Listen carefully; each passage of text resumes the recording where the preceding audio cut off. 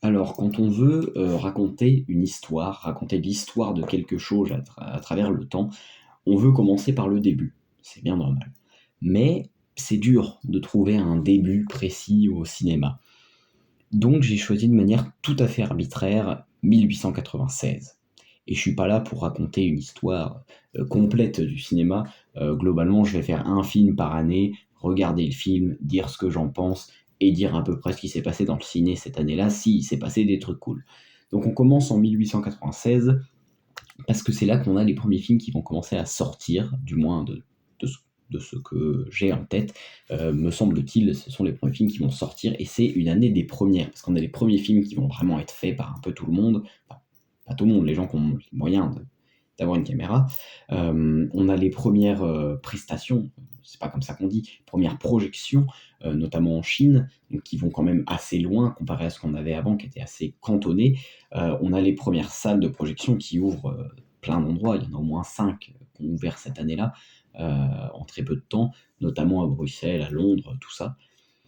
Et on a d'autres trucs qui vont moins plaire. Le premier baiser du cinéma, par exemple, qui va faire polémique entre Irwin May, j'arrive pas à retenir son nom, c'est pas croyable.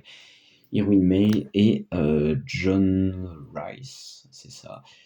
Donc premier baiser de l'histoire du cinéma qui va faire évidemment polémique à l'époque, hein, parce que rappelons qu'on est au 19e siècle, 1896, on n'est pas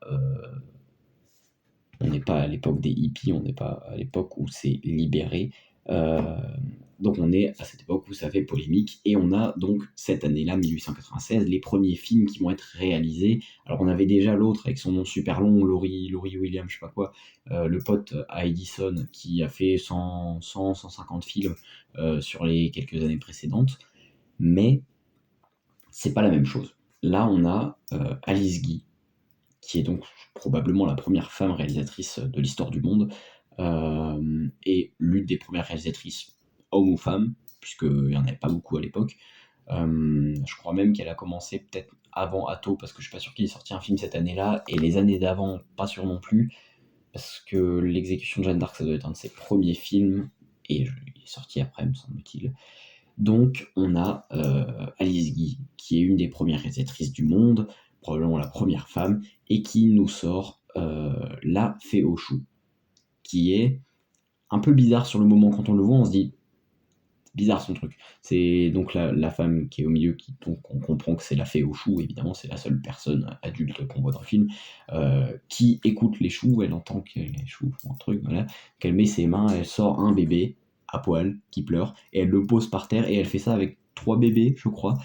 Puis ensuite, il y a des poupées, bon, il y a déjà des poupées avant, donc c'est 1 minute de film, parce que les films sont jamais longs, à l'époque c'est trop chiant.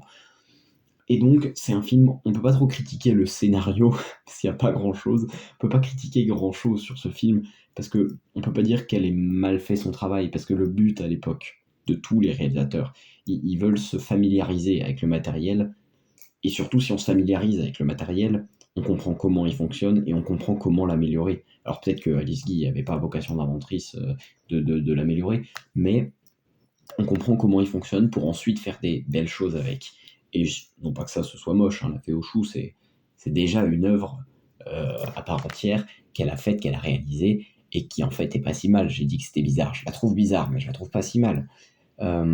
C'est effectivement des actions, je comprends pas l'idée de prendre un bébé, bon, La Fée aux choux, les bébés ils naissent dans les choux, d'accord, mais l'idée que le bébé, tu le fous par terre, genre, tu le mets par terre et tu passes à autre chose, tu vas en chercher un autre, effectivement ça c'est un peu bizarre, voilà. Mais ils avaient peut-être pas 20 000 acteurs pour faire les parents qui viennent récupérer leur bébé, ça j'en sais rien, et je sais même pas ce que voulait faire la réalisatrice. Anyway, à cette époque, donc tout le monde est là pour tenter, elle aussi, elle se familiarise avec le matériel. Alice Guy, c'est un de ses premiers films. Tout le monde se familiarise, les acteurs, bon, ils font du théâtre depuis pléthore, depuis 2000 ans, même plus, ils font du théâtre. Et on leur dit voilà, maintenant, il n'y a plus de public, t'es tout seul, il n'y a pas de scène, on te met dehors et tu fais tes trucs comme si t'étais au théâtre, mais face à la caméra. Ils comprennent même pas ce que c'est une caméra, ils sont paumés. Donc il faut s'habituer. Même si en soi, ils ont fait un bon travail. Franchement, ils se sont adaptés, je trouve, assez vite, à moins qu'ils aient fait des semaines et des semaines de tests avant de tourner, sans caméra. Mais de toute façon, on tente, on apprend, on se familiarise, on découvre, et c'est le cas de tous les réalisateurs, même les frères Lumière qui ont construit la machine, ils ont la compréhension technique de la machine, mais ils apprennent à l'utiliser, à faire des choses avec. Bon, ils n'ont jamais eu la vocation de faire de l'art avec, parce qu'ils ont même refusé à Méliès de lui donner une caméra, sous prétexte que, comme c'est un prestidigitateur, c'est un mec bizarre, il va faire des histoires, il va raconter des histoires, il va raconter des trucs, il va faire n'importe quoi. Les Lumières, ils voulaient qu'on fasse des films pour montrer les choses. On montre le train qui entre dans la gare, on montre les prolétaires qui sortent de l'usine, même s'ils n'étaient pas du tout habillés comme des prolos qui sortent de l'usine, mais c'est pas grave. Donc on a toutes ces choses-là, et donc tout le monde en fait teste les Lumières. Bon, donc, comme j'ai dit, ils n'avaient pas cette vocation de faire des beaux films, de raconter des belles histoires, mais ils veulent aussi améliorer leur matériel, et ils veulent laisser une trace, montrer les choses aux gens, parce que leur film, leur truc, la sortie de l'usine, l'arrivée du train en gare, tout ça, ils le montrent aux gens. Ils le filment pas juste pour voir, là, ma caméra elle marche pas bien, je vais améliorer. Ils le montrent quand même aux gens, même si c'est pas une vocation réellement artistique.